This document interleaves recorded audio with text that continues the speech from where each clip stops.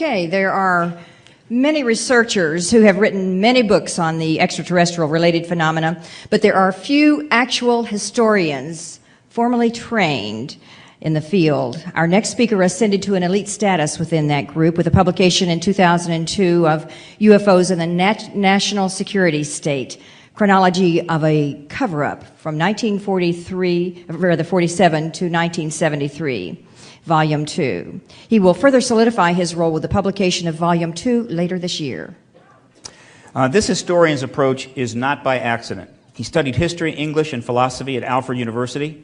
He received a scholarship to study at Oxford University, but instead chose to do graduate work at the University of Rochester, where he focused on German and Soviet studies before moving on to the American Cold War diplomacy.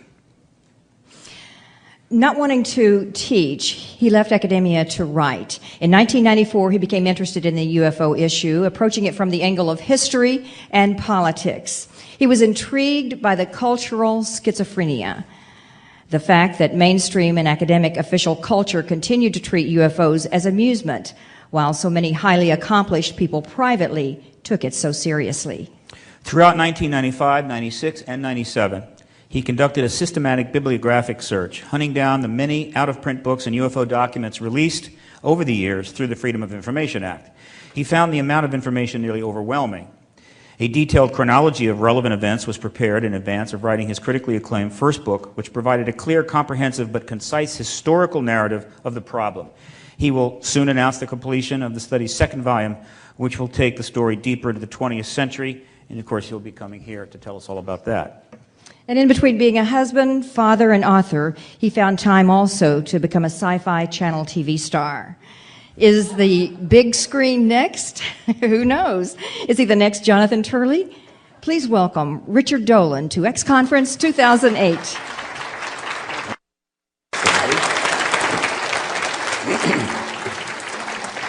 Thank you, Cheryl. Thank you, Stephen.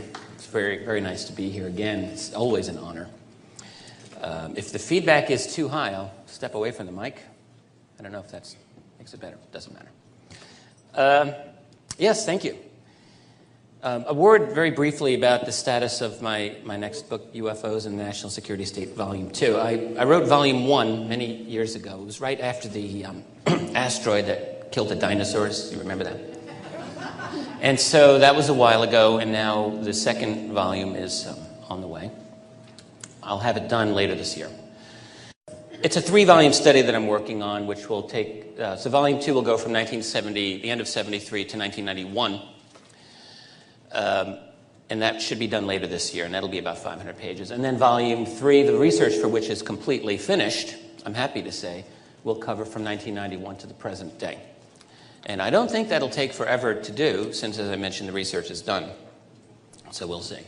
It took a long time, truthfully, for me to get up to speed on all of the last few decades worth of history. Today, I'm here to talk about some of the themes I discuss in my book, but really, this is a 3-part lecture. I think I've broken it into 3 neat segments. And I've titled it The Challenges of UFO Disclosure. The first part is really for the benefit of those of you here who may be new to this field. If there's media or outside people who don't read UFO books all the time and wonder what all the fuss is about. And so it's a brief documentary kind of discussion of why this topic should be taken seriously. What is the evidence for it being a big deal? Some of those documents, I think, will give a pretty good idea of what's actually going on. The second theme that I'll be discussing will concern what I think is the likely nature of the cover-up itself, and on a very human political level. And then the third segment is going a little bit further into the water still, and that will deal with the nature of them, who these others may be, who are behind the UFO phenomenon, and what it will mean for us to be dealing with them, if we deal with them ever in an open way. So a lot of it will deal with what has become known as exopolitics, what I find when I think about the matter of exopolitics is that I like to think that I have ideas about it that are not necessarily the most widely promulgated ideas about it. So you'll hear something a little different. First, I want to start with a basic documentary history. One thing that we can say regarding all of this phenomenon is that it's a very confrontational history. And what I would argue is that, I mean, there's disputed documents, but then there are open documents that are beyond dispute. And I think these documents show that UFOs have received a great deal of serious attention from the military as something that is often very provocative and confrontational at times. Violations of sensitive airspace to start with, attempted jet interceptions on a fairly regular basis. So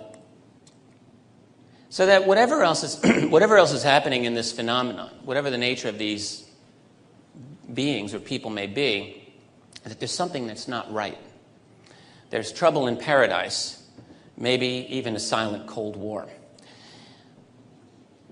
What follows here is a short list of what I think are some key to UFO documents. There's about 15 here that I'm listing here. These are some images of a few of them that we've received through archival research and freedom of information and so on. There are many, many hundreds, even thousands of UFO documents. There's hundreds of good ones, in my opinion, and then there's a few that are really, really excellent. The very famous 1947 memo by General Nathan Twining, in which General Twining, in answer to another general's query on this matter, says that, well, according to the reports that we are getting in, Twining was the head of Air Material Command at the time at Wright Field. He said this phenomenon appears to be real, not visionary or fictitious, and then goes on to describe in amazing detail the characteristics that military personnel were getting about these UFOs, including domed, flat on bottom, domed on top, generally silent, evasive maneuvers when sighted, and so on. Domed. All right, so what's a flat on bottom, domed on top aircraft in 1947? A 1949 memo from the FBI that states very explicitly that the military considered the matter of flying saucers to be top secret. Rather interesting statement. A 1950 document dealing with airspace violations over the Hanford nuclear facility, in which anti-aircraft battalion were alerted, and a whole bunch of people were up in arms over this. A fascinating memo from the end of 1952 in which the Director of Scientific Intelligence for the CIA, H. Marshall Chadwell, is writing to his boss, Walter Beadle Smith, stating that these objects traveling at such altitudes and speeds are not attributable to atmospheric phenomena or known types of aerial vehicles. So basically stating to the director of the CIA that we have something here that is serious and doesn't appear to be anything that we can explain. A fascinating memo from the Oak Ridge facility in 1953 about a sighting of a black UFO coming out of a cloud by one of the engineers at Oak Ridge, describing maneuvers that were astonishing. Going at incredible speed, stopping, joined by two other objects, and then taking off at an amazing speed. An emergency memo from Maxwell Air Force Base in 1954 with a detailed description of the object by one of the pilots there. A 1955 Air Force radar visual UFO tracking, 29-minute out of near Pepperell Air Force Base. A landing case near Minot Air Force Base from 1966 in which a strike team was sent to investigate this object that came down, disrupted their electronics as they approached this thing, and then they saw it take off. And according to the document that we have on this, NORAD tracked it going at like 100,000 feet altitude for quite some time. A year following that, in 1967, a very well-known case out of Malmstrom Air Force Base, we've got the documentation on this, in which a red glowing thing came over and disabled a number of ICBMs. No explanation for this, so they had the ability to disable our missile defense. A 1969 memo from General Carol Bolander, which essentially, this is right after the Air Force Project Blue Book had closed, and officially that was the only investigative body that the U.S. military had on UFOs. Bolander stated here that, well, in fact, UFO matters that have to do with national security are not part of the Blue Book system anyway. So in other words, stating that there were separate channels for investigation of this matter. A series of documents from 1975 having to do with utterly awesome, astonishing violations of sensitive airspace along the northern U.S. border and into Canada by objects that to this day remain unknown. 1976, the famous Iranian Air Force encounter with two successive F-4s trying to intercept this object that disabled their electronic and communication system. We have a spectacular DIA report dealing with that in great detail. 1978 State Department memo dealing with some kind of strange thing that went down in Bolivia. It's a very interesting case. A memo dealing with the famous Rendlesham landing case from late 1980. And then we've got some pretty good documentation dealing with the Belgian Triangle sightings of 1989 and 1990. There's much more. I think that these are some of the better ones that are out there. And what they show to me, if there's a journalist here or if there are academicians who are here who really want to dig into this in a serious way without going too far afield yet, because this is one of these topics where you can go very, very deep if you wish, but of course the terrain gets a little less stable the further out you go. But if you want to just stick with unarguable factual evidence to show that this is a real phenomenon that deserves serious attention by serious people, then start with some of these documents and then take it from there. That's what I did. 15 years ago, I stumbled across this topic, really knowing very little about it, and I did know a little bit about history, and I thought, well, this is interesting, and is there something to this so-called cover-up? You always hear about people claiming that there's a cover-up, and I got this little bug inside my head, and I thought, well, I want to find out. I decided to do a little 3-4 month side project, and not really trying to find out, are UFOs real? I wasn't that far along at all. I just wanted to know, was this a valid historical topic? Did important people take it seriously? And if they did, why had I not ever read about it in any academic history book, ever? Even if it was a mistake, would it not be interesting? Of course it would be. And so I just decided to look into it and find out what's the evidence that the believers were putting out. And I think some of these documents that I've indicated are some of that evidence. But there's more going on than just a bare-bones recitation of some of these government documents. What it's very clearly looking like when you start looking at the totality of this is that there's a lot of confrontation going on. Some of the documents I just mentioned indicate a bit of that. It looks as though I think it's a reasonable argument to say that there have been a number of cases where UFOs have come down and they've been recovered.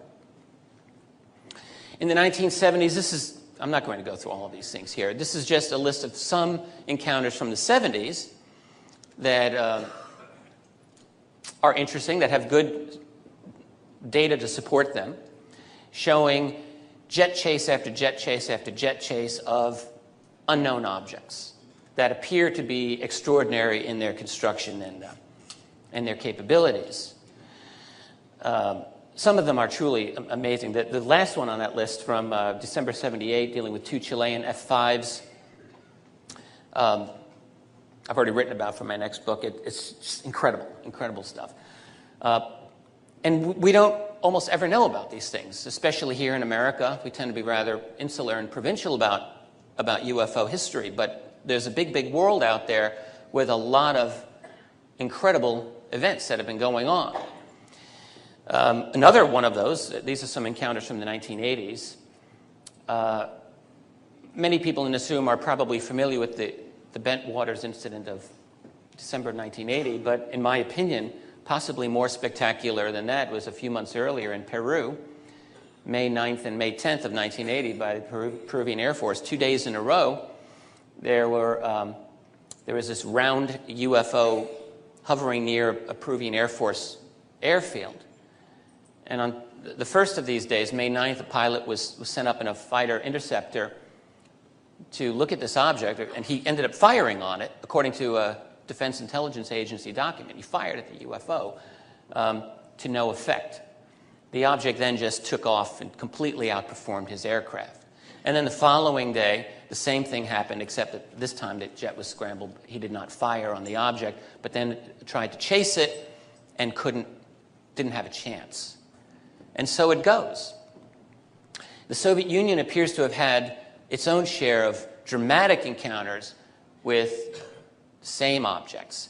When the whole house of cards was falling apart in 1989, 1990, during that period of Soviet history, it was really the opportunity for a number of leaks to occur, for a number of people who felt, well, here's my opportunity to talk about a little bit of this hidden history. And so a number of people talked. One of those was a Soviet Deputy Minister of Defense named Ivan Tretyak. In 1990, he said, yes, there were quite a few cases where Soviet jets encountered UFOs. He said 40. At first, he said the policy was to shoot. He said, but we lost too many of pilots, and then a new order went into place, which was simply to monitor but evade when necessary. Don't engage. It was his opinion that the U.S. policy was more aggressive.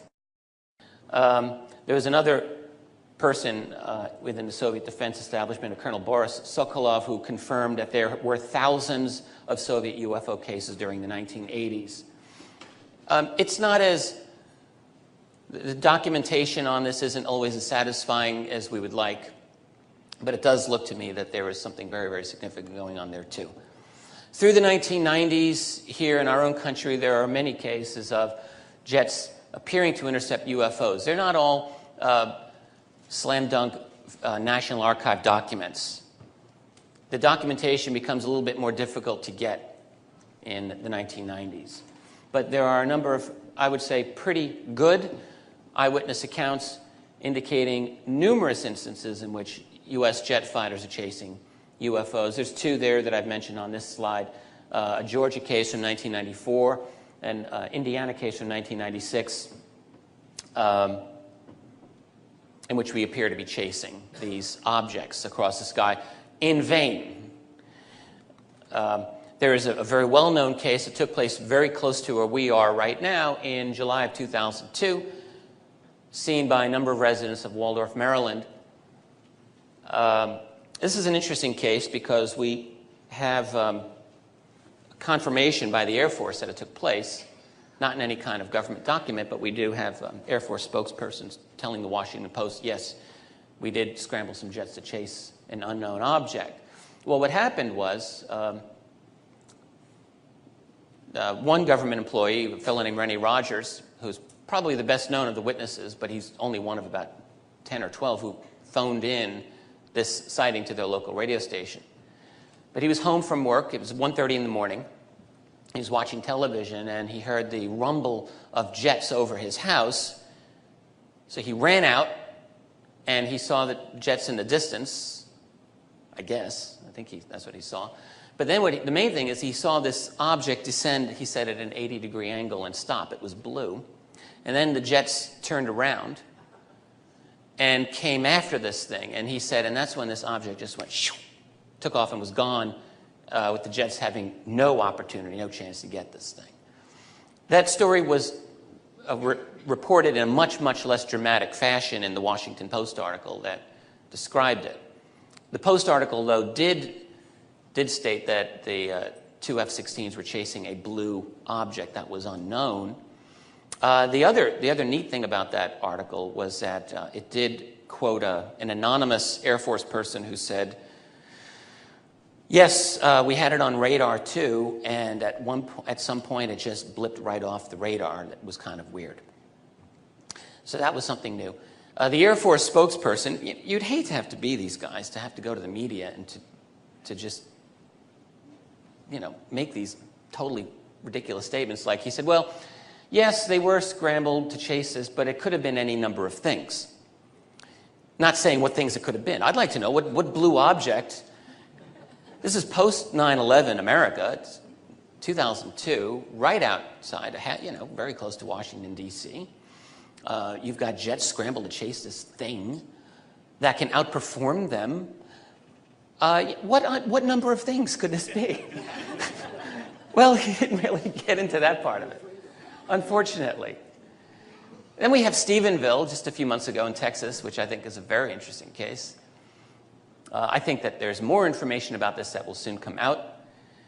But you have several dozens of witnesses who seem to be quite consistent in what they said they saw. A very, very fast-moving, low-flying, silent object. One of them described it as like a flying Walmart because it was so big. That's what he said. I didn't make this up. It appears to have been stationary for a short while, too. This thing was big.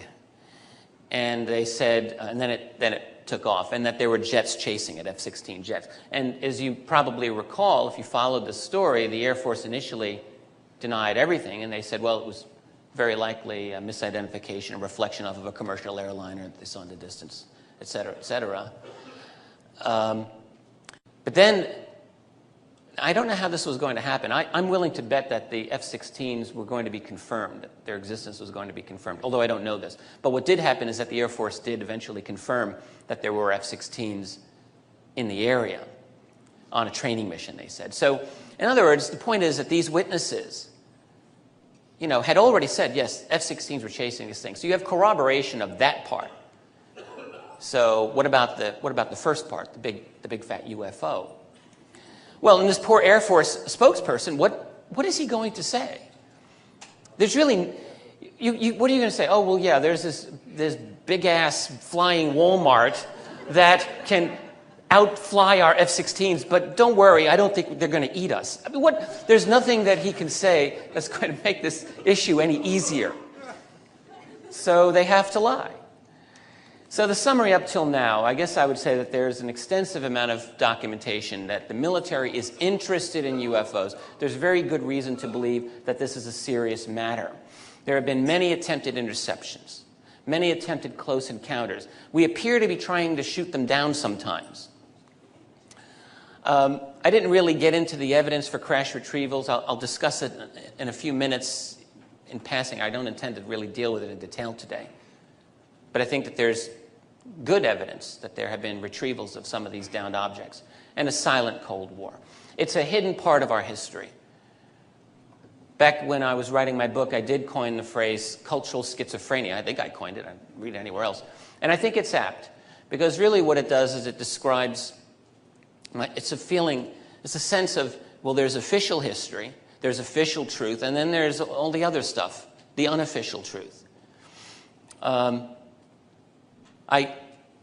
I think that that's how the world is. There are always those who have power, who have preponderant influence over the dissemination of truth, and then there's the rest of us.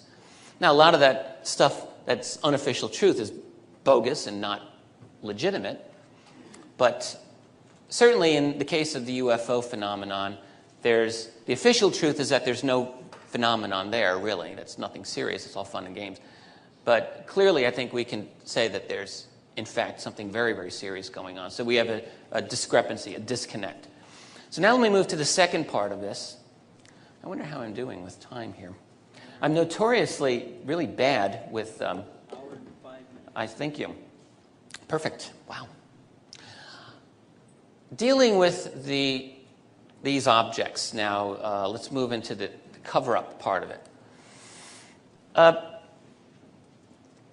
Through the 1940s, 1950s, 1960s, and most of the 70s, UFO researchers were really not looking at crash retrievals. It wasn't part of the equation for the most part. When UFO researchers were talking about the cover-up, they were essentially talking about well, that there are government people who know that this is a real phenomenon and they're not telling us. Why aren't they telling us? Well, they're probably not telling us because they don't want to cause public panic. They don't think we can handle it, and so on. There wasn't this other part. But in the late 70s, there was one researcher who began to collect a large number of accounts.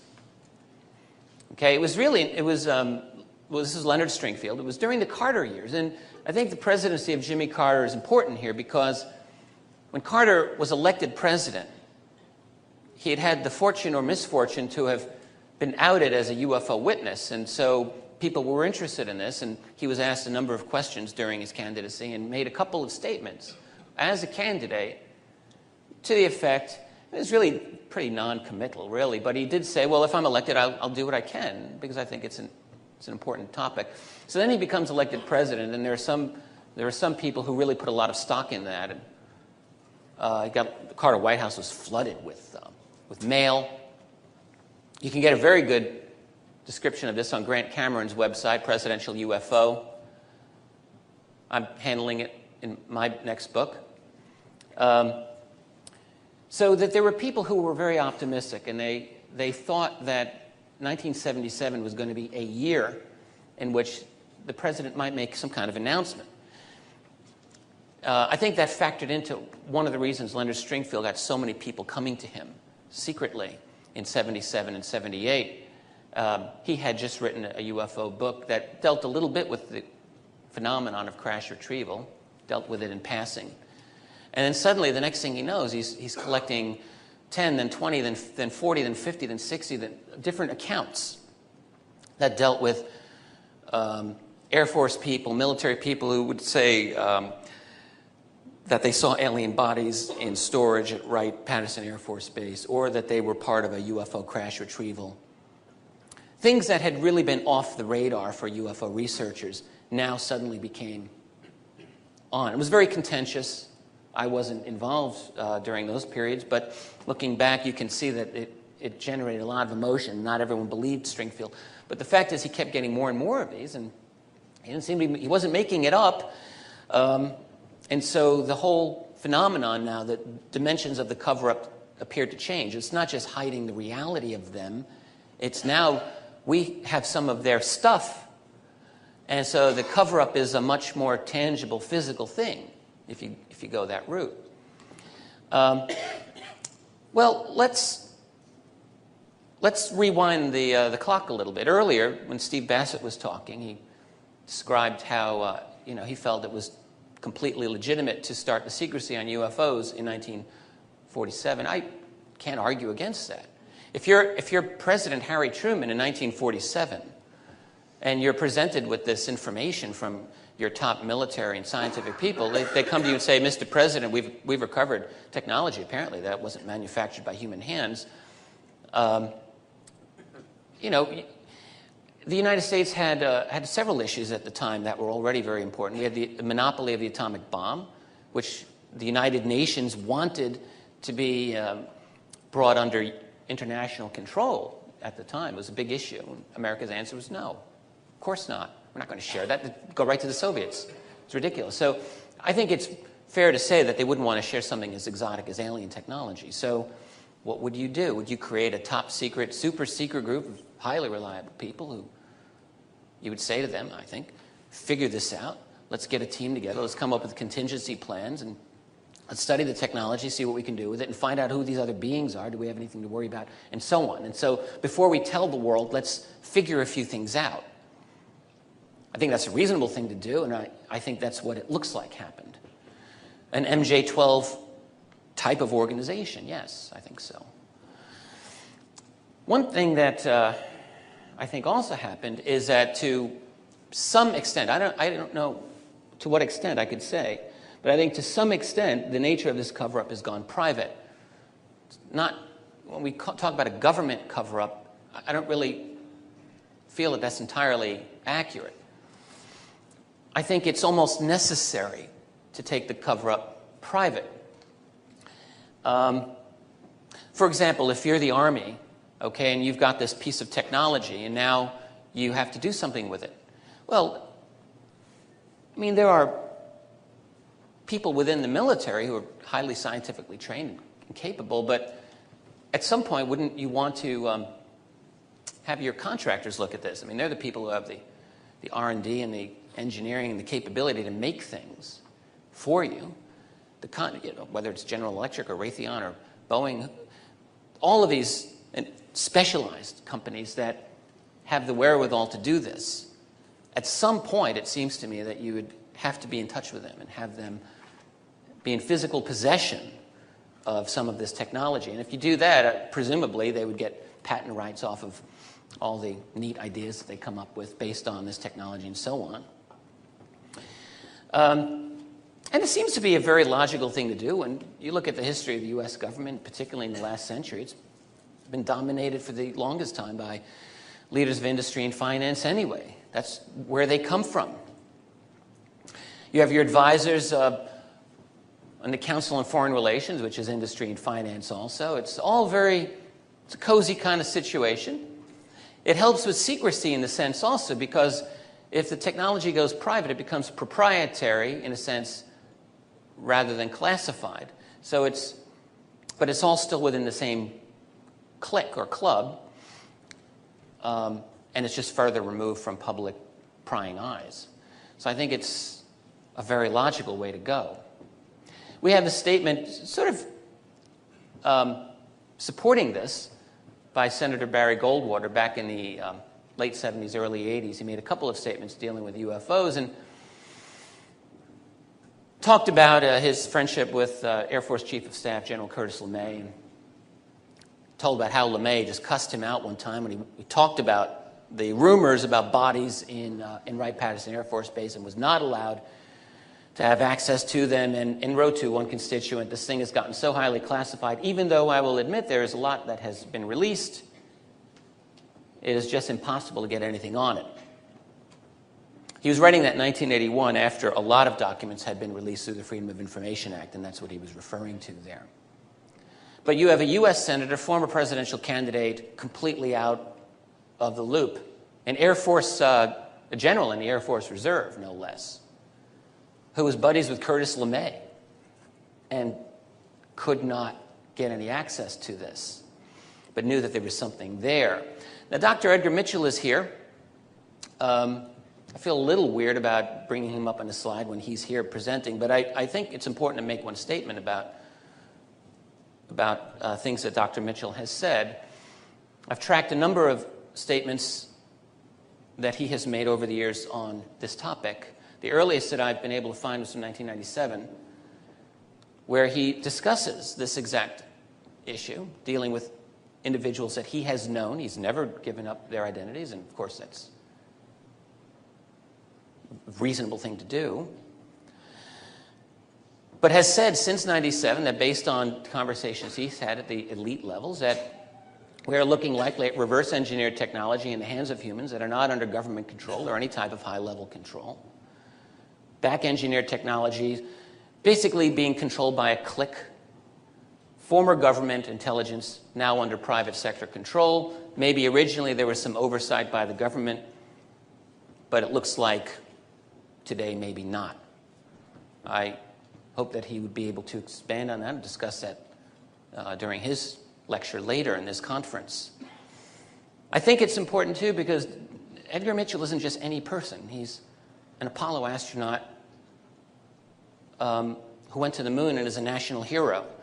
And so whether that would constitute proof or not isn't even the issue. The fact that he's even talking about it at all and has gone on a public record, I just keep asking myself, where's NBC News here? I mean, honestly. Cheryl mentioned my little TV gig a little over a year ago on the Sci-Fi Channel. That was produced by NBC News.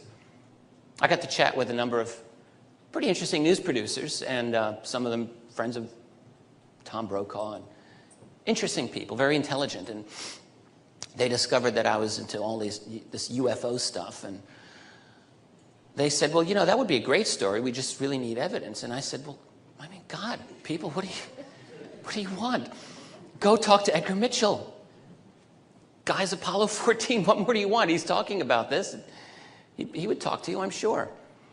But they don't want to they don't really want that. I mean, I think it's a truism, and it's a false truism, that the mainstream media would be dying to have a topic to deal with. I think that they're afraid of this topic. The people that I dealt with, smart people, but they are terrified of dealing with this topic unless it's a total slam dunk. They do not, absolutely not, want to go out there. It's mortal terror for these people. I'll be handling questions after the lecture. This is not a question, it's a statement. July of 2001, the head honcho of CNN was going to Newark Airport on I-95, and he had saw a huge ship. And they said, and there was over 100 people that stopped. Every media outlet was the first thing that they would put on every station, and they just announced it, and then they stopped. But every network spoke about it. July 2001 CNN discussion of the UFO sighting, that was one time. We can come back to that, and there'll be time for questions and answers later. In my private capacity, sometimes, I mean, my work in studying the history of UFOs is I don't like to deal with leaks when I can avoid it. I try to deal with open source material. I don't want to put myself in the position of having to have any reader of my book to have to trust me. That's not the way to go. But the reality is that sometimes people will come to you and they'll tell you things and they'll say, well, this is confidential, and what can you do? So you listen. And so in a few years of dealing with this, I've had a number of individuals who I would say are reasonably well plugged in and have said things to me. That doesn't constitute proof, but it colors my judgment at times. We always have to be careful, I understand. There's one scientist who spoke to me very plainly, face-to-face, about bodies that he said were absolutely deeply compartmented. This was a real thing. We have scientists studying alien technology and bodies. The person's well known, but I can't mention who he is. Another individual that I know, someone who is in appropriate circles, had met with a four-star general, former member of the Joint Chiefs, who had said to him the same type of thing, that there was an MJ-12 type of group, that it did not seem to be under adequate public control, and that it seemed to be more private than public. And in fact, spoke about a split in the ranks between the older and younger set in that clique, where the older individuals in it were more in favor of releasing information about this, and the younger ones were not. They were the hardliners. And the implication being that the younger ones were still busy making money off of their access to this technology. That's how it came down to me. Certainly, one thing that we could assume regarding all of this secrecy is that if you've got this technology, it would probably cost a fair amount of money, I would think, to study it and to try to replicate it to whatever extent you can, and that the sources for funding obviously have to remain hidden. Implicitly, I would argue, necessitating a subversion of our formal political system. I mean, we all know that there's a black budget, but when you start going 50, 60 years now, really, of a program that is totally off the books, at what point does the secrecy become more than simply a national security necessity? And at one point, does the secrecy really subvert the kind of political system that we like to think we have? There's really not a lot known, as far as I know, about the nature of how all this funding goes and things like special access programs and so on. There was a pretty good study, though, or an article, I should say, published by Bill Sweetman a few years ago, in 2000, for Jane's International Defense Review. There aren't that many of these articles. He wrote an article called In Search of the Pentagon's Billion-Dollar Hidden Budgets, How the U.S. Keeps Its R&D Spending Under Wraps. Now, Sweetman doesn't write about UFOs. He's an aerospace guy and deals with a lot of cutting-edge issues. I don't know of him having written about UFOs at all, but this article dealt with his analysis of special access programs and how they function. His estimate at the time, this is 8 years ago, was that there were probably about 150 of these special access programs. I'm going to guess that there's quite a bit more now. And that they had little to no oversight in practice. I mean, legally, that there is some oversight of them, but in practice, he said, it doesn't look like there's much, if any, of them. And one of the main things that he determined was that these appeared to be dominated more by private contractors than by DoD personnel. His sense of them, the ones that what he was able to learn, was that that the DoD people were more like liaisons and served as funding gatekeepers to let the money into the program, but that the actual decisions were predominantly made by the private contractors. And I think that fits in with some of the things that are leaked about the nature of the UFO secrecy as well. Catherine Austin Fitts, someone else that's probably known to many people here. She was the Assistant Secretary of HUD under George Bush Sr. Is a financial whiz. She's written a lot of articles on finance that I have a hard time following. I admit it, but her argument is that at least about 85% of the U.S. federal budget is literally not auditable. Like, God could not audit the budget. It's designed not to be auditable. She argued that HUD was, and probably other federal offices, were essentially cut out operations for drug trafficking and securities fraud, things like this. She's written articles about it. And one of her articles dealt with the disappearance of over $3 trillion during the later years of the Clinton administration. In her article, What's Up with the Black Budget? A really interesting article. If you Google that article, you'll find it. It deals with E.T. as well. Very interesting. So I only reference her in this case to point out that I don't know where all that money went. Periodically, there are statements dealing with the disappearance of trillions of dollars. I don't know.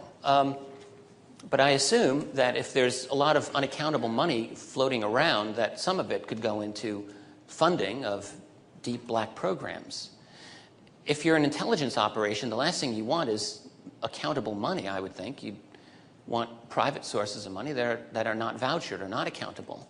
And so my instinct is that some of this money is related to some of the things that we're talking about. So how am I doing for time? I think I'm amazed. I'm just astonished. This is great. I really planned this lecture out a little bit more sanely than some of the others. If you've seen any of my other ones, I have too many slides. I'm rushing through it, speeding down a little country road, and it's just not fun. So we don't want that. We want it to be fun. I think we'll be okay here. What is the program all about? I think it's about a lot of things.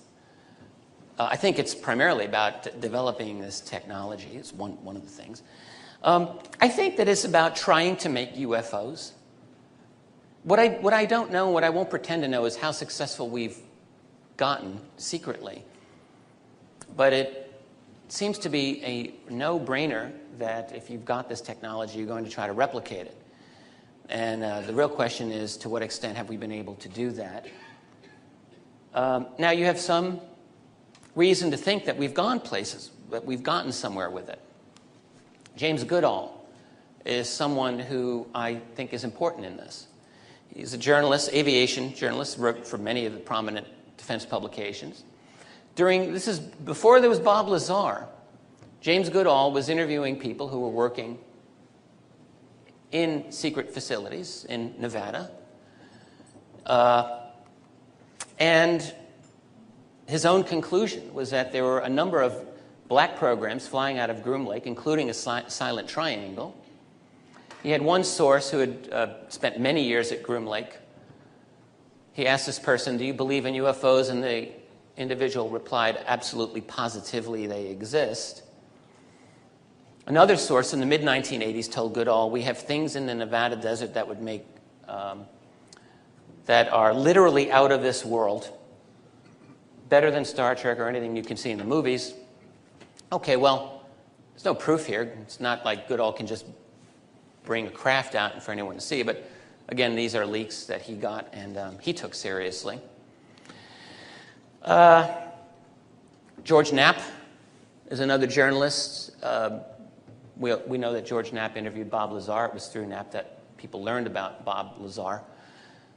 One of the interesting things about Lazar is, I mean, it's now 20 years after he hit the scene, and he's still extremely contentious. There are people who call him a fraud.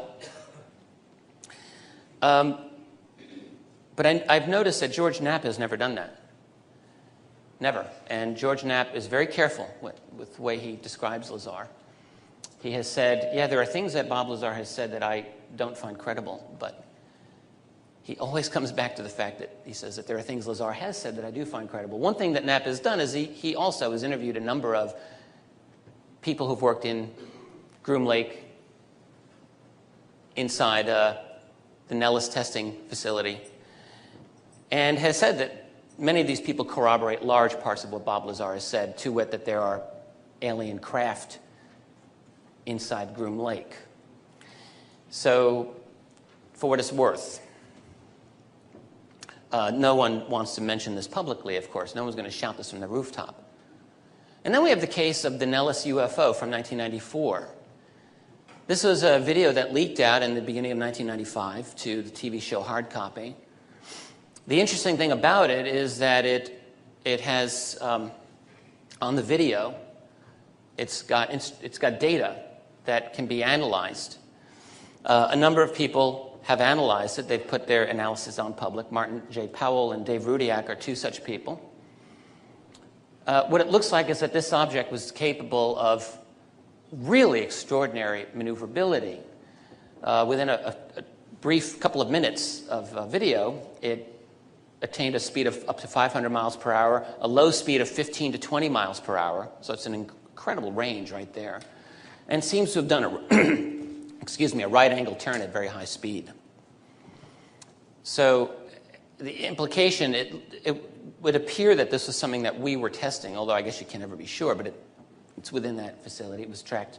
It was determined geographically that it was within the part of the Groom Lake facility. So was that one of ours? This is 1990s. This is 15, almost 12, 13, what years? 14 years ago. It's a long time ago. So it looks to me that we can say there's, I'm going to summarize here. I mentioned earlier that I think that there's some very good evidence for the UFO reality and for national security connections. I've talked about some aspects of the cover-up. I think that hiding the technology is an important part of that cover-up. But of course, that doesn't deal with everything. There's the matter of these other people. If that's what it looks like, I think that's what it looks like. You can look at this in two ways. You can, as a scientist in a lab, you can say, well, I refuse to believe in this nonsense until you show me tangible material evidence or some kind of proof. But you can also look at it as someone in intelligence or counterintelligence. In other words, use your brain and ask yourself, well, is it reasonable to assume that there are other beings here doing this? And I think, yes, of course. I think you'd be negligent in the extreme if you were involved in national security and you were not thinking about this. Even if you had no exact proof that it was alien per se, I think you'd have to look into it. So let me give you my own analysis or understanding of what I think is going on with them. Because if we're going to deal with them in any way, we have to ask ourselves, who are they? What are they like? How capable are we at dealing with them? Well, every single encounter that I think I've read about by people who either have said that they've had an abduction experience or some kind of encounter with them, has left me thinking that they are very highly telepathic. They have an ability to get inside our heads. So that's one thing. Another thing, well, this is sort of along the same lines, the ability to manipulate the human mind. Time and again, I've spoken directly with people, and I've read a number of accounts where people do things and think things in the midst of an encounter with these craft or these beings that just make absolutely no sense. People falling asleep in the middle of an encounter. People going into hysterical fits. I mean, yes, you'd be terrified. I think terror is a totally reasonable response to some of these encounters, but to such extreme degrees. Or kind of unnatural calm, on the other hand. It seems that they can manipulate us. And then there's the whole memory manipulation. People who have had abduction experiences, or at least appear to have had abduction experiences, let's just say, where it seems that they're living. And David Jacobs wrote a book. One of his books was called Secret Life. I think that's a very apt title the more I think about this. It seems that there are many people who may have a truly secret life. They may not even be aware of it, where part of your mind gets split off into this other reality that gets turned on. We know a lot about mind control history in our own country, hypnosis. My God, back in the late 40s and early 50s, at the latest, U.S. military developed incredible capabilities in mind control technologies and mind control techniques. So how difficult is it to assume that they have gotten a little bit further along? I mentioned the fear. If we're dealing with them, it's just something that for us to keep in mind that there are many, many people who are terrified of their encounters with these other beings. I also think that based on the evidence that's available to us, that there's more than one group of them, more than one species of them, and very likely with different agendas.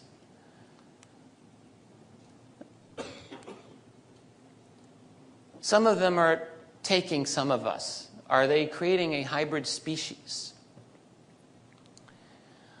How truthful are they? Our government certainly is not particularly truthful about this topic. How truthful are these probable aliens or these extraterrestrials? There's two things that I think we can take to the bank. One is that they don't really they're not interested in coming out to us yet in an open way. They operate by stealth. And then the other thing is that our jets are chasing them on a regular basis. And not just our jets, but other national air forces as well. So, again, there's some kind of trouble in paradise. But then you have a whole other side of this. This is something that I will admit to you I didn't really take very seriously for a long time. I still don't really know what I think about it. But it's the claims of people who not have abduction experience, but contact experiences, who talk about the good ETs, the star beings, and the space brothers, and the people, the extraterrestrials who are here to help us. When we deal with exopolitics, and people who write about exopolitics, Alfred Weber, Michael Salla predominantly, I think it's fair to say that their take on ETs is generally speaking benign. Michael has, I think, a bit more nuanced analysis of it. But there's a kind of a dominant idea that the extraterrestrials are, good, and that they are here to help us go to the next level of our existence. Well, I don't know. A lot of this is based on channeled information. I used to never, ever think that any of that was legitimate, but to be honest with you, I'm quite persuaded that things like remote viewing are real. I certainly believe that they have an ability to communicate telepathically with us. So logically, I think it would be very grossly premature of me to say that it's impossible, that that's true. And just, I've read enough accounts, I've spoken to enough people who've told me they've had positive experiences with extraterrestrials. I'm thinking, okay, we probably have. So maybe there are several groups out there, probably. Although I would just tell these people, the one thing that I would still maintain is that we really shouldn't necessarily be all that trusting. Because a lot of this has the feeling of wish fulfillment to my mind. And we just have to be careful of believing in things that we want to believe in. That is always when we are most vulnerable. So that's the one thing. And we all know that every one of us here can be manipulated. No one is immune. And so if we're being told things that we want to hear, and certainly we all want to hear that these other beings are good, that they are here to enlighten us, who doesn't want it to hear that? But are we simply being played into their hands? Any discussion of exopolitics has to deal with the issue of abductions. I don't see how anyone can legitimately ignore this. All right? Are there abductions taking place? I personally believe the answer is yes. And if so, then what is going on? Is there a valid, good reason that they're doing this? Well, I don't know. I'm not part of their club, so they haven't really told me. But I have very strong feelings about people coming into my home without my permission, who might take me or my children or my wife. I think that that's very problematic on an ethical basis. So what is going on, right? I don't see exopolitical discussions that really deal with this. So when we're dealing with these other beings, let's just recap a little bit here. We have to assume they have extreme levels of intelligence. They have psychic ability. So how do we deal with such people? I mean, it would be very difficult not to feel stupid when you're standing in front of them, wouldn't it? Or to feel intimidated. To feel like, you're the dog and they're the owner. Is that how it might be with us? I don't think that we're in a position where we can say that we're able to deal with them as equals. Now, again, maybe they'll help, elevate us, right? Well, but it does seem to me that in our history of dealing with them, we haven't done it on our terms, we've done it on their terms. So these are factors in developing an exopolitics, it seems to me. But there's more to this. I don't think that it's going to be, for a long period of time, that we're going to be these helpless little babies. I think that we are right now at a point in our history where we are of absolutely extreme paramount interest to them. We went, it's only a little over 100 years ago where the technology that we lived, that's a Van Gogh drawing of a peasant in a field in France. Not that long ago, and he's got this little hand hoe and very rustic. That had been the way human beings had lived for millennia. And we go from that to now a world in which, well, it's a very different sort of thing. We went from no electricity to having telephones, to having cars, to having radios, to having television, to having atomic bombs, to having computers, to having artificial intelligence, which, according to AI experts, we're about 10 to 15 years away from having computers that will talk to you and tell you that they're conscious, and in which some have argued you're probably going to accept those claims. So in really the wink of an eye, we've gone through an exceptional level of development. And so if any beings that are here watching us, how could they not be interested in that development? 100 years ago, we were in no capacity, we had no ability to deal with them. If they wanted to fly through the sky, there was nothing we could do about it. But now there are maybe some things we can do about it. We have some pretty nifty weapons now. I'm not saying that we're necessarily on their level, but how long will it be before we really might be? So, for example, near future technology. Again, this is not UFO stuff. This is very mainstream scientists who get paid a lot of money to study these matters, unlike me, are generally saying we're moving toward a future. We're already in a situation where computers are almost embedded everywhere now, and they will be truly embedded everywhere, where computers will exceed human intelligence, where the human genome will be understood. We're moving already. Nanotechnology in 2008 is shooting up in practical and all types of applications are being foreseen now in a way that even a few years ago were not. Nanotech is real, and it is the future. Nanofactories, think replicator from Star Trek. This has been theorized that it will be possible in the next decade or two. That the human brain will be decoded and uploaded. So you can, I don't know, copy and paste your intelligence and your mind to a computer.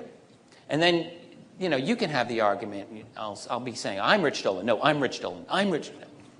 You can have this. You, too, can have this argument. Computers that will claim to be conscious.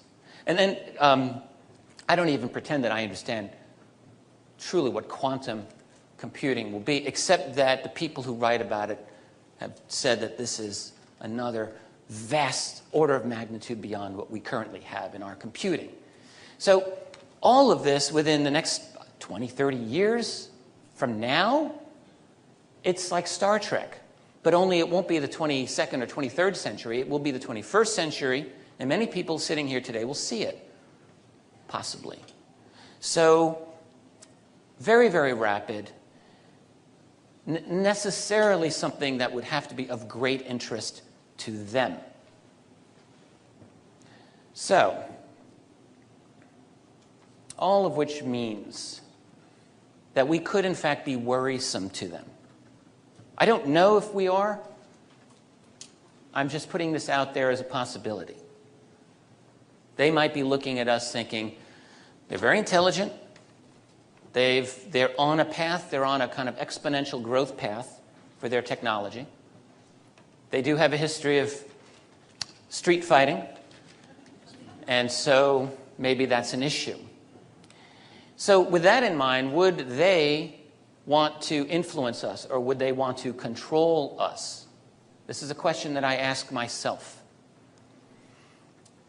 I think that they would want to.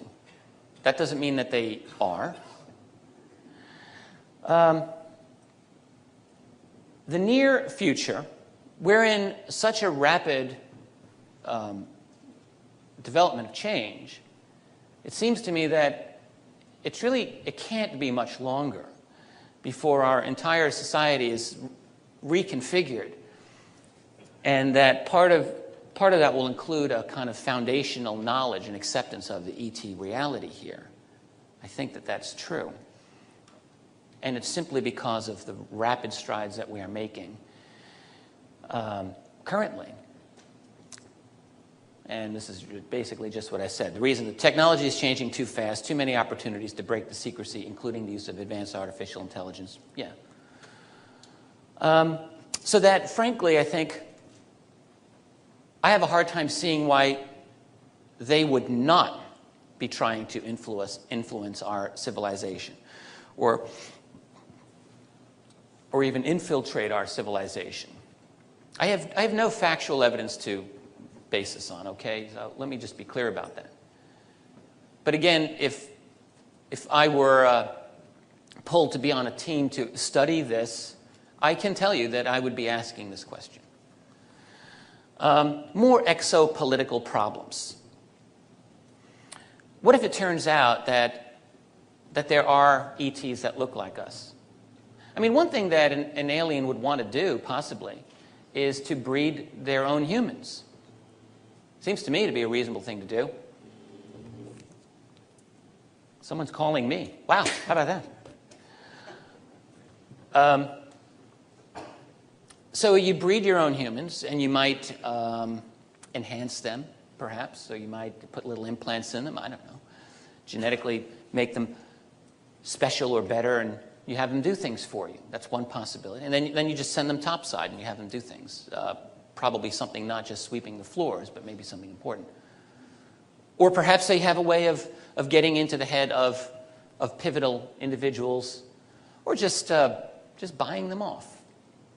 There's all kinds of ways that they could want to influence our society, to control the pivotal nodes of power in our civilization.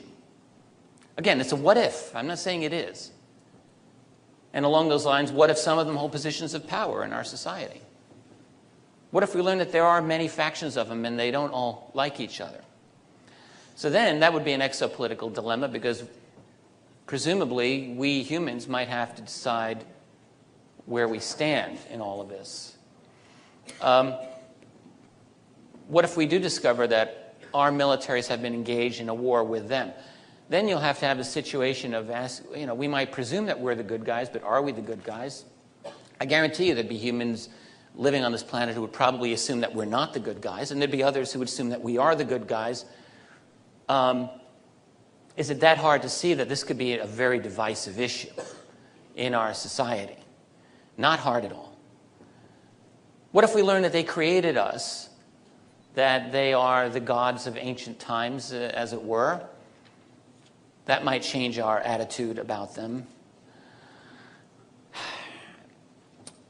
Then we have some much more tangible, immediate problems that would occur with a kind of disclosure. I mean, this is the problem that any kind of disclosure scenario happens. Pretend that the president makes his announcement and he says, well, UFOs apparently are real, they are alien. Well, I'm sure what he'd want to do next is say, I'm going on vacation for 3 months. See ya. My secretary will answer your questions. But the fact is that there are a lot of questions that would come up as a result of this, and they're not easy ones to deal with.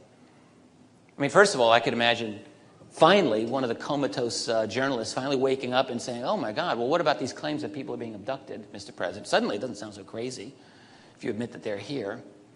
Suddenly it doesn't seem outrageous that some of them have been taking some of us. Or claims that there are underground bases, alien bases. Suddenly that seems to be something worthwhile looking into. And then you start dealing with this entire black infrastructure that's been there to support it. And there's a lot of issues that would come up that are not necessarily fun to deal with. So how do you undo a lie that's this big? Again, I keep referring back to my good friend Stephen Bassett, who says, look, it's really not that big a deal because you can just say it was national security, we had to do it, and now it's out. Well, okay, you can do that, but now you have a lot of issues that are necessarily going to come up. There's really no way to avoid it. For example, what about economic disruptions that will occur as a result of this? I mean, we still have an economy. If the aliens have a better version of our petroleum or steel, which probably they do, sure, for the betterment of humanity, I think we can all agree that, yeah, if there's something better than petroleum, we need to do that. But there are, let's remember, important financial interests in the society that we have and in the economic systems that we have. And then there's just this other issue about free energy. Everyone talks about free energy. We need free energy. Wouldn't that be great? Well, yeah, I guess I'd like to have free energy, I admit.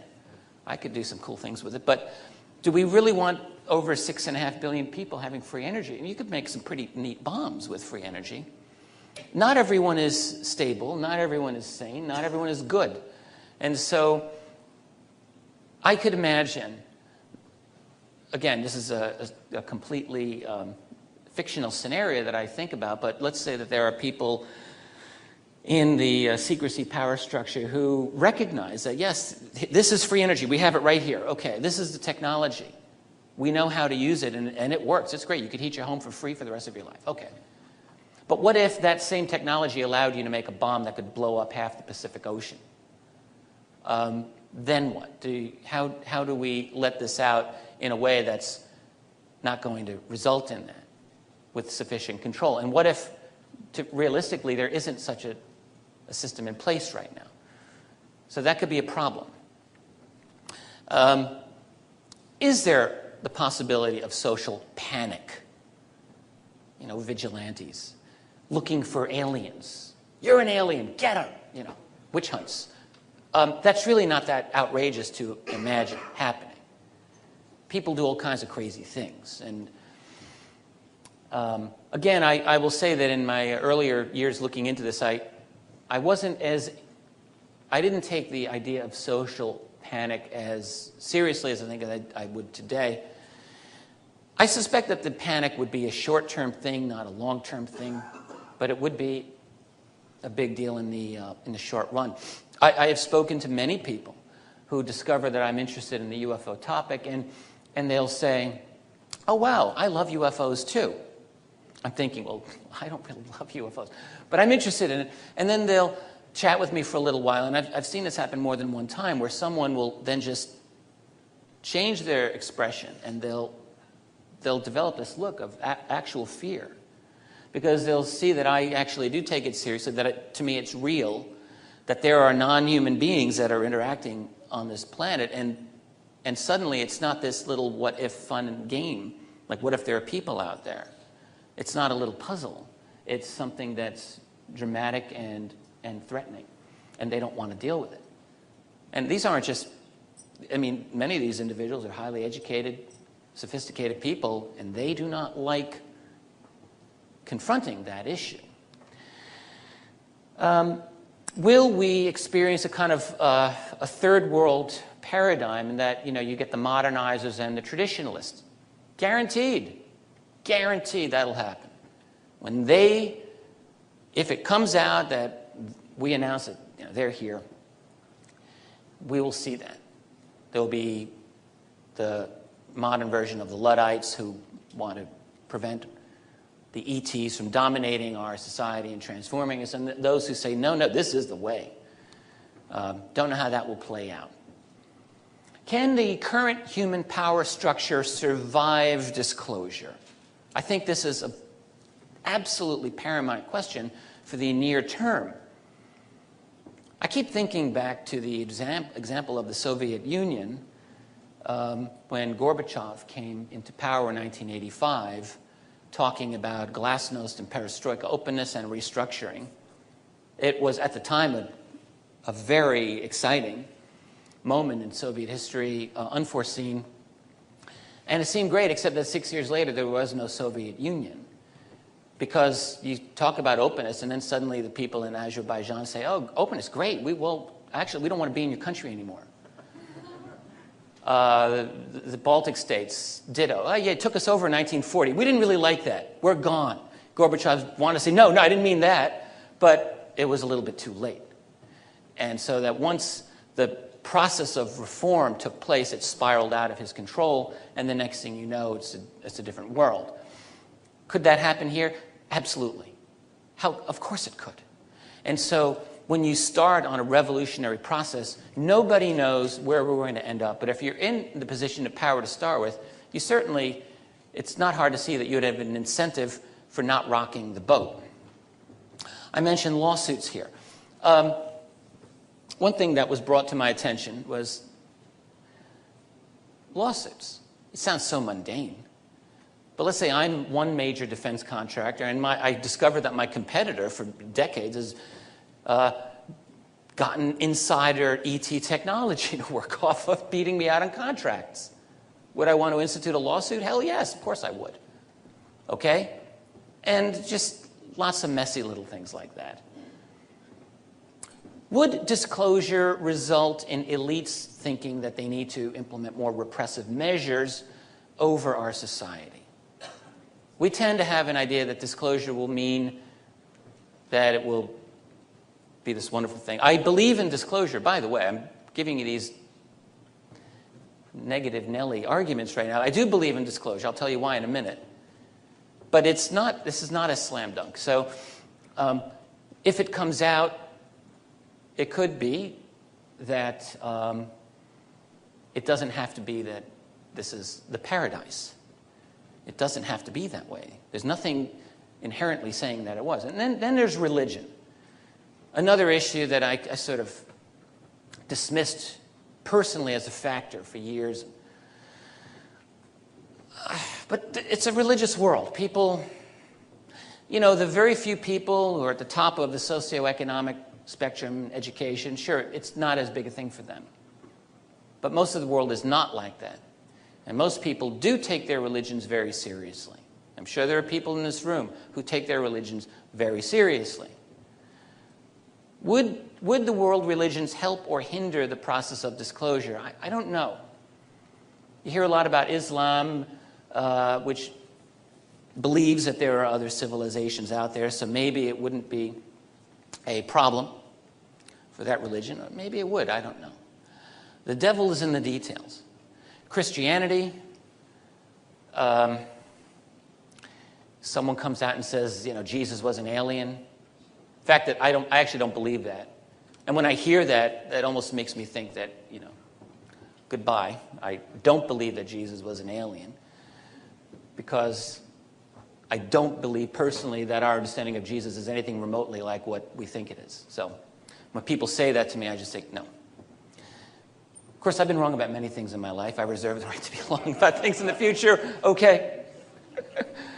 But the thing is, how will disclosure affect the world religions? A lot of our world is wrapped up in our attachments to certain ideas.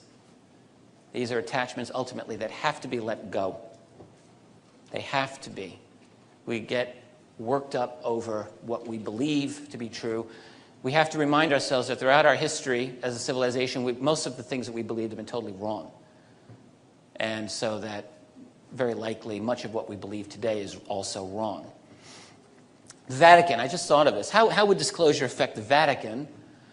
The Vatican is very powerful, and they scare a lot of people. I don't know how the Vatican plays into all of this. I suspect that there are secrets there. I suspect that there are some very profound secrets in the Vatican, and some of them might have something to do with this topic. It's just a guess. I'm nearing the home stretch. Despite my careful preparation, I'm afraid I may go over a little bit, so hopefully it won't be a big problem. Are we ready for them? Because at some point, if and when disclosure happens, we're going to have to interact with them. Can we do this? Are we better prepared now than we were in the past? I think the answer is probably yes. I think we are. On the other hand, is much of our mainstream culture in a position of helping us along the path? Television. People, I don't know how much TV you watch in the course of your day. A lot of people watch a lot of TV, and there's a lot of stupid stuff going into our heads. Is this helping to prepare us for dealing with beings who are more intelligent and more psychic than we are? The answer is probably not. Likewise, our political and higher education systems. Are they truly helping us move along that direction? This next bullet says, the few of us, the many of us. I think what I mean by that is that there are always an educated minority who probably are ready. I think people who gravitate to this field are much more likely to be in that group. They are more likely to be ready. But there are a lot of people who are not going to be ready. No matter what we do or say, they ain't going to be ready. It's going to hit them, and it's going to be a shock. What do we expect our interaction with them to do? Are they going to make us better? Are they going to save our sorry butts? We're in big trouble right now in a lot of ways in our civilization. Are they going to do that? Did the Europeans who came across the oceans help the Incas and the Aztecs and the Native Americans who were in North America? Well, you can answer that yourself. Right? No matter what happens, ultimately we have to live with ourselves. with who we are. That sounds trite, but that's really what it comes down to. No matter what they are, what they do, we still have to live in our own heads. But if we're going to deal with them, if nothing else, I would suggest that we need cultural developments that are going to move us in a direction where we're more able to deal with them. I don't see such developments taking place. So I think change is going to come, even though we're not ready for them. I think we're not ready for them. But of course, who's ever ready for anything? I had kids. I wasn't ready for my children. What parent is ready for their kids? I haven't met anyone yet. So things will get forced upon us, and in all likelihood, we might learn to cope. I think that change has to come because the continued secrecy that we have had all these years, yes, okay, it's understandable how secrecy can start, but when you have secrecy for 60 years, it's unhealthy, I think. And I think it does bad things to a society. I think it creates a kind of neurosis. I'm not a psychologist, okay, this is pop psychology, but I think that when you are living a fundamental lie about your world for a long period of time, that it worms its way into your mind. And I think it does bad things. So, I mean, I think in a lot of ways that there's a fundamental dishonesty that's taking place in our culture, not just about the UFO thing, but a lot of things. I mean, look, I was driving down with my wife. We live in Rochester. It's about 400 miles away. So we drove all through Pennsylvania, all right? Now, we're looking at the highway signs. There's political signs up. Do you want to take a guess who all the political signs were for? They were not for McCain. They were not for Obama. They were not for Hillary. They were for Ron Paul. Good grief, man. I saw about a dozen or 15 Ron Paul signs along Route 15 going south on Pennsylvania Turnpike. I saw one Hillary sign. That's it, man. The only thing that rivaled the Ron Paul signs were the adult novelty shops.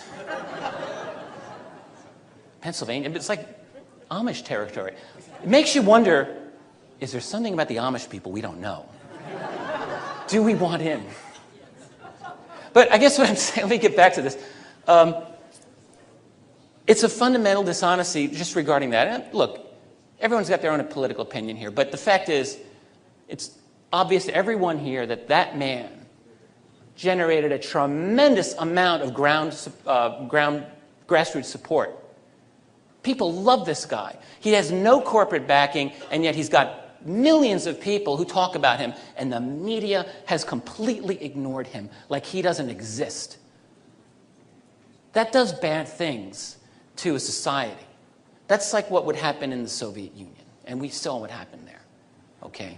So that's what I'm saying. When you have a culture based on secrecy and lies, it does bad things. And so for that reason, I think change must come. We have learned to lie to ourselves. We don't want to do that. Now why change will come. I said why change must come. This is why I think change will come. I say it's obvious. I think it is obvious. Because we are living through a period of time that is marked by change, by radical change. I mentioned briefly the technological revolution that we've gone through really in the last century. It's obviously not going to stop, right? Where will we be 10 years, 20, 30, 50 years from now?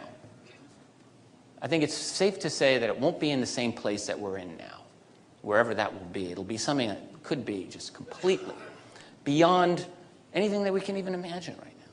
And so in a situation like that, when you have radical technological, economic changes, it's going to breed radical political change. How can it not again? How can it not? You have major changes here. At some point, it's going to make major changes in our politics, political instability. My own observation of the last 30, 35 years of political changes, you find there's a lot of UFO-related data that comes out during political instability in many of these nations of the world. I mentioned the Soviet Union. When they were in their state of collapse, leaks came out. Okay, these weren't leaks that ended up breaking the total wall of secrecy, but they were significant. It happened in China when Mao died. It happened in Spain when Franco died. It happened after our own political crisis of Watergate, to a large extent. A lot of secrets came out through the Freedom of Information Act, which was a direct result of that political crisis. So major change, I think, will breed, major political change will breed many opportunities for major leaks to occur, which could result in a disclosure, opportunities for disclosure. And so it could be a sunrise. Let's hope it isn't a sunset. I remain optimistic. I think that there are severe challenges to releasing or acknowledging this reality. But I'll tell you right now, I'm not a 2012er. I do not believe. I just don't. I'm sorry. I don't believe that we're at the end of the road in 2012. And I think that we will continue. Now, that doesn't mean that we won't have dramatic changes that will continue to take place in our society. But I think that we will continue to exist. And I think that we have a chance of getting over this very dangerous tightrope that we are currently on as a society. The tightrope is, you think of it as a very, very high wire tightrope, and we're trying to walk across this little thing right now. If we fall, that is, if we have an infrastructure meltdown, I don't know, petroleum, water, nuclear attack, fill in the blank, we could fall very, very far down to an infrastructure level that would make life impossible for many people, because after all, you can't really have 6.6 billion people living in the world without a petroleum-based economy, not at this point. If we don't have anything to replace it, then the only thing you can do is die, because there's really nothing else to replace that right now.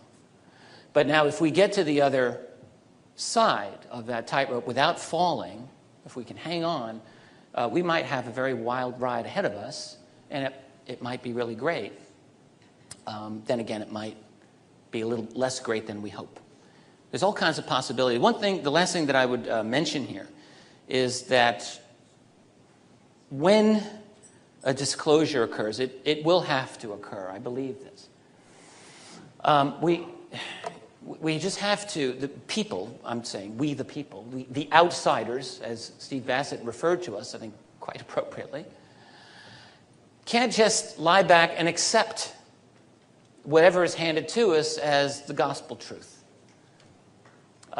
Someone wanted to clap for that. You should. Okay. Because we learned about this little thing called spin.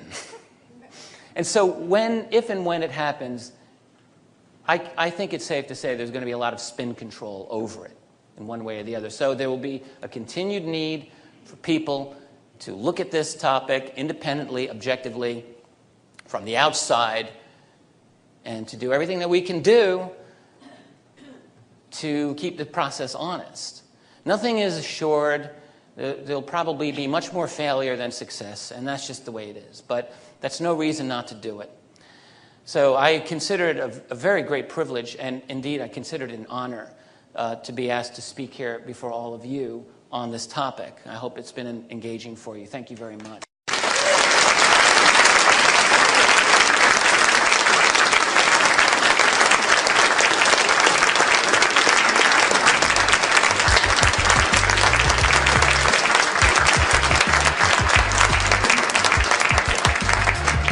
Always showing me up by dressing so much better than I do.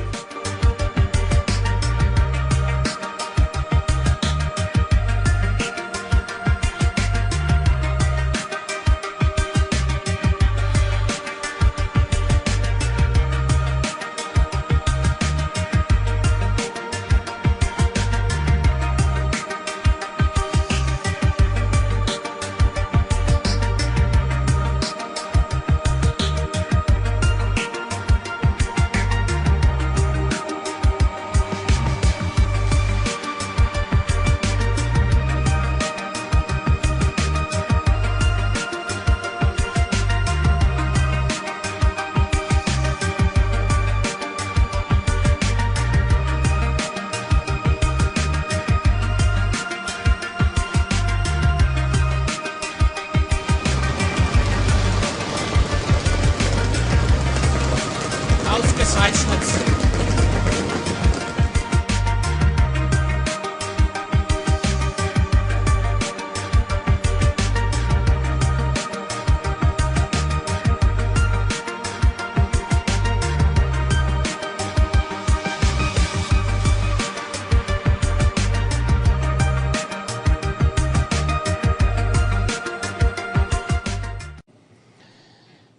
Some of those documents, I think, will give a pretty good idea of what's actually going on. The second theme that I'll be discussing will concern what I think is the likely nature of the cover-up itself,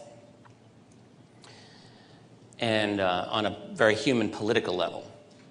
And then the third segment is going a little bit further into the waters still, and that will deal with the nature of them, who these others may be, who are behind the UFO phenomenon, and what it will mean for us to be dealing with them, if we deal with them ever in an open way. So a lot of it will deal with what has become known as exopolitics. What I find when I think about the matter of exopolitics is that I like to think that I have ideas about it that are not necessarily the most widely promulgated ideas about it, so you'll hear something a little different. First, I want to start with a basic documentary history. One thing that we can say regarding all of this phenomenon is that it's a very confrontational history. And what I would argue is that, I mean, there's disputed documents, but then there are open documents that are beyond dispute. And I think these documents show that UFOs have received a great deal of serious attention from the military as something that is often very provocative and confrontational at times. Violations of sensitive airspace to start with, attempted jet interceptions on a fairly regular basis.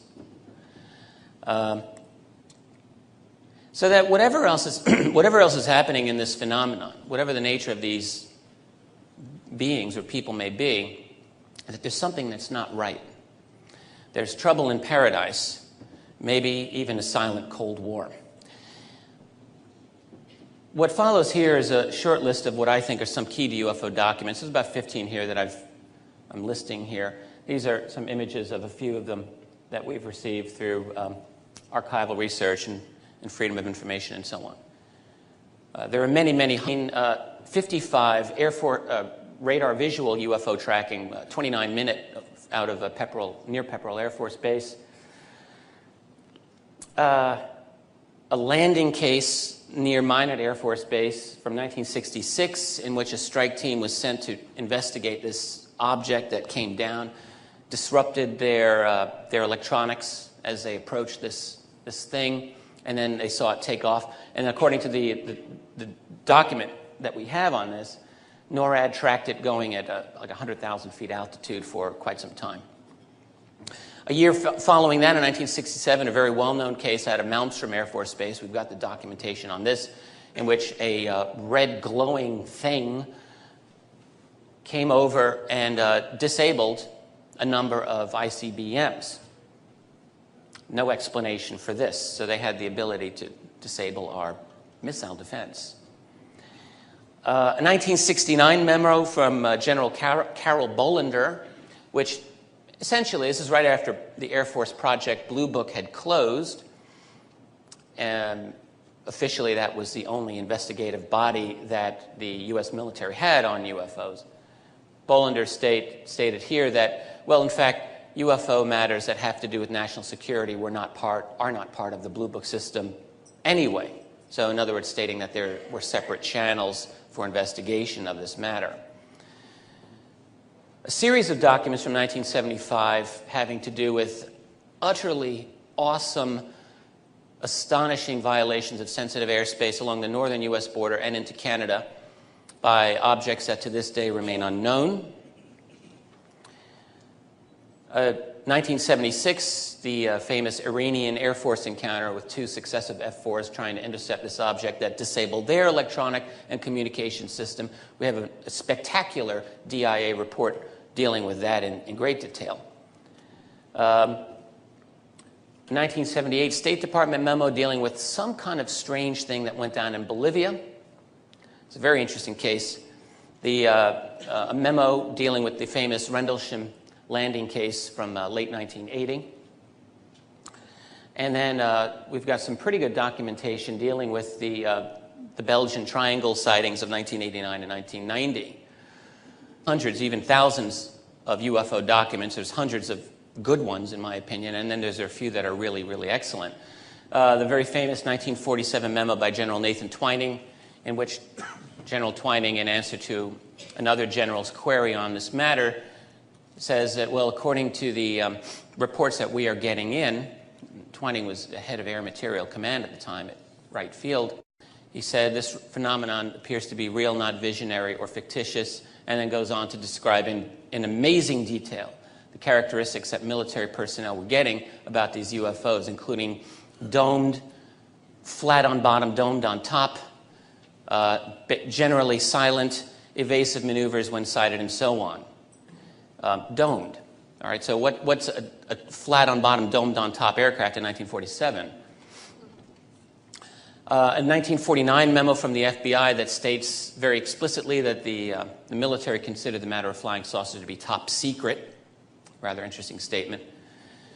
A 1950 document dealing with airspace violations over the Hanford nuclear facility, in which anti-aircraft battalion were alerted, and a whole bunch of people were up in arms over this. A fascinating memo from the end of 1952 in which the Director of Scientific Intelligence for the CIA, H. Marshall Chadwell, is writing to his boss, Walter Beadle Smith, stating that these objects traveling at such altitudes and speeds are not attributable to atmospheric phenomena or known types of aerial vehicles. So basically stating to the director of the CIA that we have something here that is serious and doesn't appear to be anything that we can explain. A fascinating memo from the Oak Ridge facility in 1953 about a sighting of a black UFO coming out of a cloud by one of the engineers at Oak Ridge, describing maneuvers that were astonishing. You know, going in incredible speed, stopping, joined by 2 other objects, and then taking off at an amazing speed. An emergency memo from Maxwell Air Force Base in 1954 with a detailed description of the object by one of the pilots there.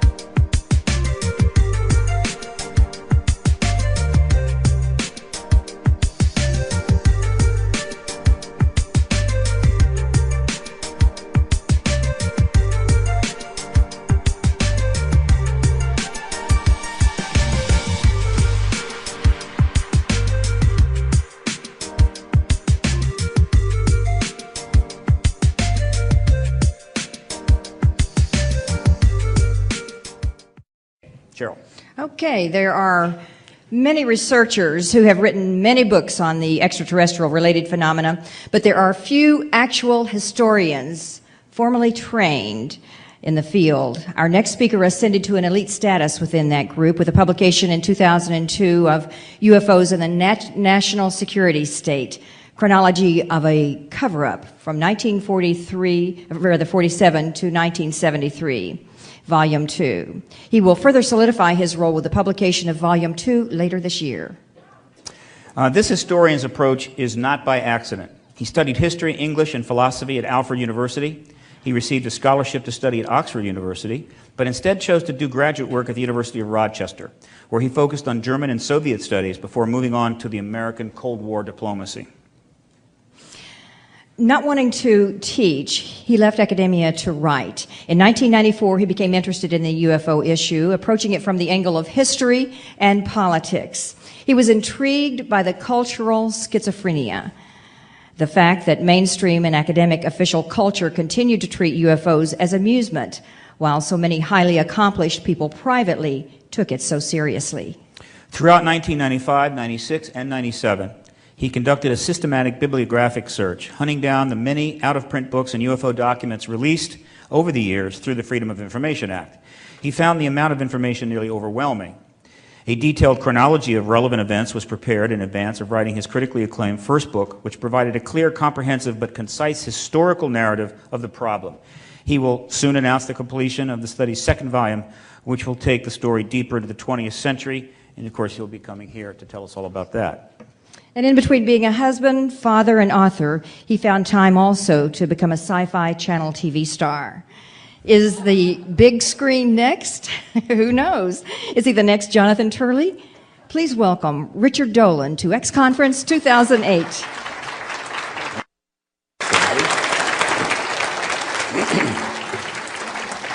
Thank you, Cheryl. Thank you, Stephen. It's very, very nice to be here again. It's always an honor. If the feedback is too high, I'll step away from the mic. I don't know if that makes it better. It doesn't matter. Yes, thank you. A word very briefly about the status of my next book, UFOs and National Security State, Volume 2. I wrote Volume 1 many years ago. It was right after the asteroid that killed the dinosaurs. You remember that? And so that was a while ago, and now the second volume is on the way. I'll have it done later this year. It's a 3-volume study that I'm working on, which will take, so Volume 2 will go from 1970, the end of 73 to 1991. And that should be done later this year, and that'll be about 500 pages. And then Volume 3, the research for which is completely finished, I'm happy to say, will cover from 1991 to the present day. And I don't think that'll take forever to do, since, as I mentioned, the research is done. So we'll see. It took a long time, truthfully, for me to get up to speed on all of the last few decades worth of history. Today, I'm here to talk about some of the themes I discuss in my book, but really, this is a 3-part lecture. I think I've broken it into 3 neat segments. And I've titled it The Challenges of UFO Disclosure. The first part is really for the benefit of those of you here who may be new to this field. If there's media or outside people who don't read UFO books all the time and wonder what all the fuss is about. And so it's a brief documentary kind of discussion of why this topic should be taken seriously, what is the evidence for it being a big deal.